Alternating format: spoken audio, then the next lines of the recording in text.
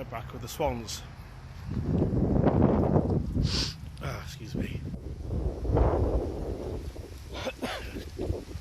Flu.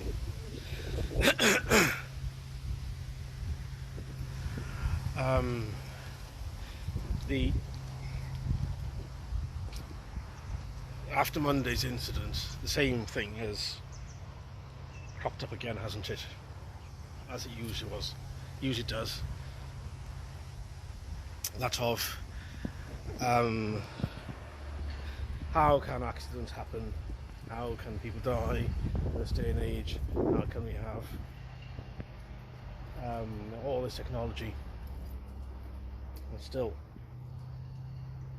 have a fatality? Well, guess what? There's no such thing as immortality. Accidents happen. With any best will in the world, we don't know yet what's going to come out of the inquiry. We don't know yet what caused that fatal heart attack. What's the cause of it? I don't know. Anyway, the idea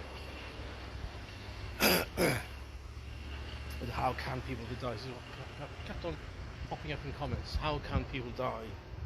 How can there is a value of value per preventable fatality. That in 2020 the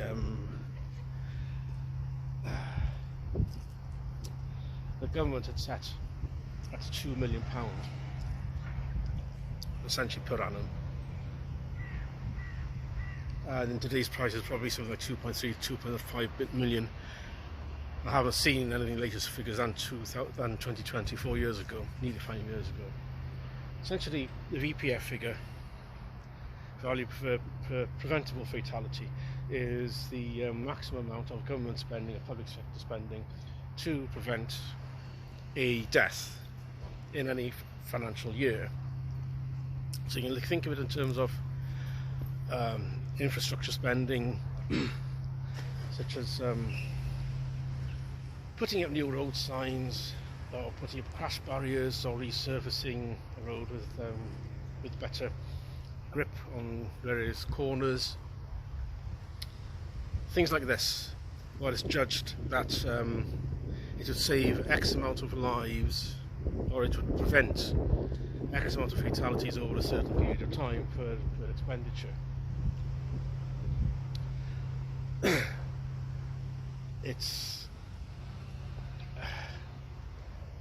It's the best that we have. All lives have a cost. Anyone who doesn't think that lives have a cost really is living in the economic la-la land and has no understanding of economics. You are a statistic. From the day you were born, you're a statistic.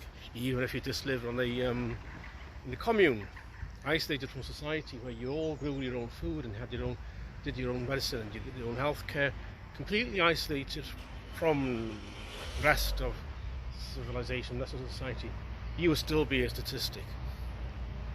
Whoever was in charge of agriculture would take a look at a number of births per year in the commune and calculate, okay, well, they need to be planting more of these crops, or we need to be raising more pigs or more cattle, whatever else, to accommodate either a static birth rate or an increasing. So you are a statistic, no matter where you live.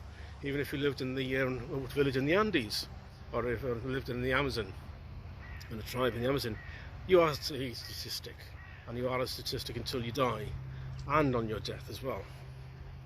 So yes, get used to it.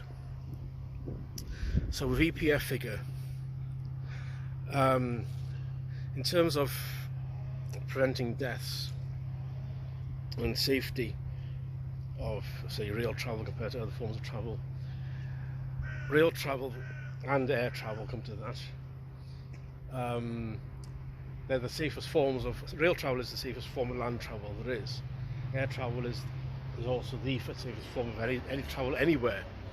The deaths in both are as close to zero as you will ever get. To all practical purposes, they are zero. It will never be zero because that's unachievable. You can never have any zero risk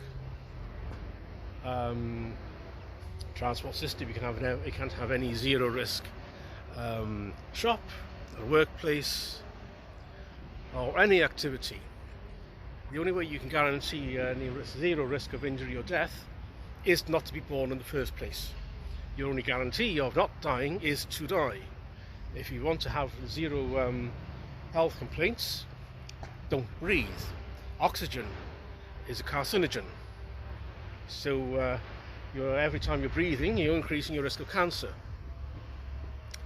So if you want to not suffer with illness, not break a leg, don't be born. I'm blunt. So, in terms of travel, rail travel is as safe as it'll ever get. It doesn't mean that there are such things as vaguely avoidable deaths, but trying to clamp down on all of them is like trying to pin a jellyfish to a wall. Jelly to a wall, I should say. You're in the realms of the increasing in terms of decreasing risk. You're looking at, say, a situation where you have to spend more and more and more and more to eliminate those last few deaths and those last few elements of risk. So say for example you had a passing loop with a single track on either end, on the single track railway, and you had a passing loop. To prevent anything exiting the loop unauthorized, shall we say, you could put a trap point so it'll derail the train. Instead of going straight through the points, it'll derail instead of going to the single track and then the other end. That would work. You would need 4 of them on each passing loop. They would have to be built and maintained every year, or several times a year, at huge cost. In terms of lives saved, you'd probably be talking about, it might prevent one death, I don't know, every 50 years. So it's a colossal sum. So you're talking about something like the region of, in today's prices, something in the region of, I don't know, 75 million per life, per fatality prevented. Where the same amount of money could be put into saving other people's lives elsewhere in society. We're putting up handrails, like here, by the canal, to prevent people from falling in, whatever else. So that same pot of money could and should be used elsewhere to prevent deaths elsewhere. It's not just preventing death in one field of where the public sector has any sort of jurisdiction over. It's everywhere. So we can't sort of demand that we prevent deaths on one thing while ignoring deaths everywhere else, when you have to apply the same stringency of spending. Oh, by the way, as far as deaths are concerned, the death figures for bus transport is something like 2 deaths per billion passenger kilometres. Cars are higher than that. I think it's 20. Cyclists a lot more. Pedestrians, I think, about 19 deaths per passenger kilometres. Motorcyclists are 74 deaths per billion passenger kilometres.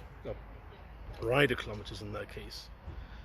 So the amount of deaths, safest way on road travel is to go by bus. Next safest is to drive or be a passenger in a car. After that, it's if you walk into a train to catch a train, you're at far greater risk of death than being on the train. You're at greater risk of death of being in your house than being on a train. The safest place to exist anyway is to sit on a train, even if it's not moving. You have no intention to go anywhere. You're at greater risk of dying in your own house. So death risk and proportionality. Here you are. You learned something new today. And I need a coffee. I'm getting cold.